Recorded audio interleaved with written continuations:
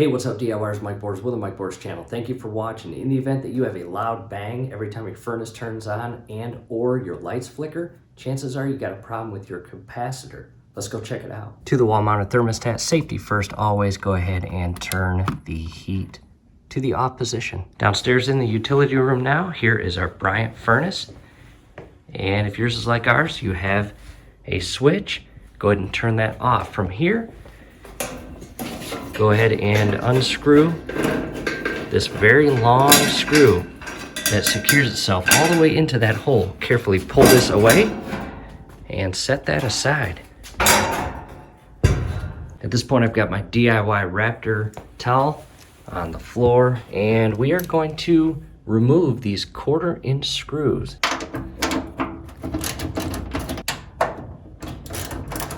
And a third one down at the very bottom. Go ahead and remove that.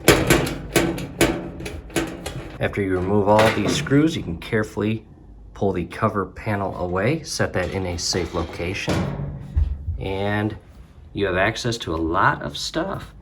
This is the part we are going to focus on. This is what is called your capacitor, and when the thermostat registers a temperature that's below the setting, it will turn on the furnace. And furnaces draw a lot of power and electricity, and when this turns on, this capacitor actually helps the load of electrical power that takes place on the system. In other words, it decreases the electrical hit on the system. And in the event that this fails, what will happen is every time the furnace turns on, it will make a loud, obnoxious sound, and you may see your lights throughout your house flicker because, again, when this turns on, it is drawing so much electrical power from your system that, believe it or not, it will take power from the lights and make them flicker. So to replace this, all you have is a 1/4-inch screw here. You're gonna take this cover plate off. You've got electrical connections, and there is a part number on that, and you look up that part number, buy the replacement capacitor, and get that thing replaced. Now, for your convenience, what we will do is make a step-by-step video on how to replace this exact capacitor, and that link is scrolling above. You may find that very helpful. So with that said, that's it.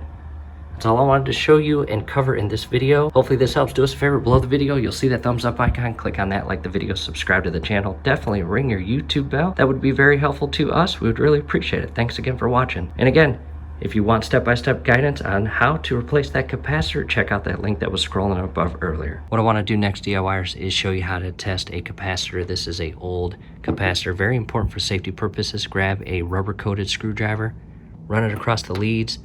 That will draw any additional electrical charge in it. Grab a voltmeter, turn it to ohms, and in our case, we'll go with the 200. Make sure your connections are properly inserted. And from here, I want to test the capacitor.